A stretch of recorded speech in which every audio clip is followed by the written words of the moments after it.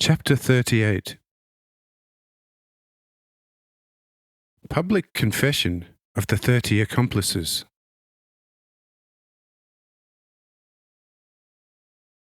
Says Faustus, "Well then, speak. By all my honour, not one hair on you shall be bent." Says one Pharisee, shaking uncontrollably from fear of death, "Lord, will you spare my life too if I talk?" Says Faustus, "Yours too, for you are one of the least among them." The other 11 Pharisees scream, "Don't you know that one should rather die than turn traitor on God?" Says the one Pharisee, "That I know indeed, but here there is no talk about God, but only about your most shameful deception of the Romans. You knew how to elegantly relieve the Romans of the big booty with such artful cunning that truly the entire world would be astounded. You prime villain wore the regimentals of the governor-in-chief, who is now stationed at Sidon and intermittently at Tyre. You wore the emperor's token ring of authority and a golden sword and ruler's baton for all of Palestine, Assyria and Asia Minor and the whole Pontus. Besides this, you are of an apparently equal age to that of the venerable old Cyrenius.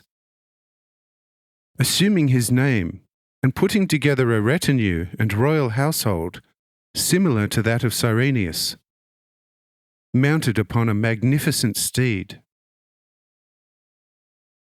When greeted as governor by the escort, who half a day's journey from Tyre handed the order of command roll drawn up by himself to you, the supposed governor, together with the monies and treasures received into possession by your Roman soldiers in disguise, you commanded him to withdraw to the Pontus as quickly as possible, in that you had heard from reliable sources that disturbances had broken out there on account of oppressive taxation, and the inhabitants of the far Pontus had combined with the Scythian hordes against Roman rule.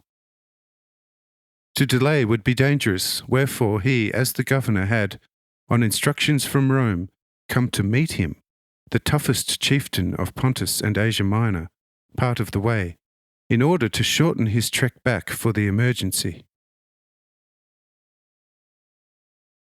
It goes without saying that the supreme commander of Pontus and Asia Minor and his 3,000 horsemen at once turned back, and were at such a distance in a few hours as to leave us nothing further to fear from him. We all were threatened with secrecy upon death, and they would give us 200 pounds of silver each, which, however, we have never received yet, but are not to receive until at Jerusalem.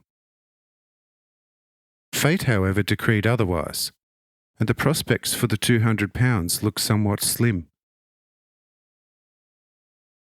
The monies and treasures were then moved to Capernaum by night, where it had now rested for some 2 moons, while the secret road was built only on account of the great treasure, and does not, as far as I know, lead to Jerusalem, but towards a great hidden cave in these mountains, within which, rather than the temple, quite many 1,000 pounds of gold already are awaiting retrieval. Only the 12 of us were initiates to this secret, and besides us no Pharisee knows anything about it but for our 30 accomplices, although these are not aware of the purpose. They are told this is being preserved for the coming Messiah, who shall imminently liberate the Jews from their Roman yoke.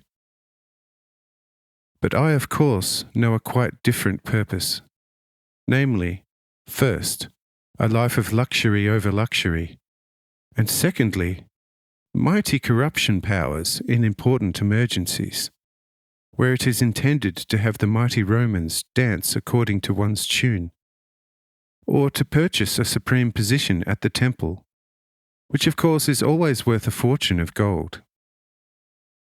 Now you know the lot, and you can now examine all the 30, and they shall tell you the same thing.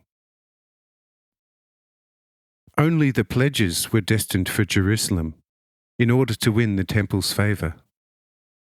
The monies and treasures, however, would have joined their likes in the cave, had they not suffered this mighty shipwreck here. Now you know everything, and can act as you see fit. Only let you not be too hard and inexorable towards myself and the 30 misguided ones.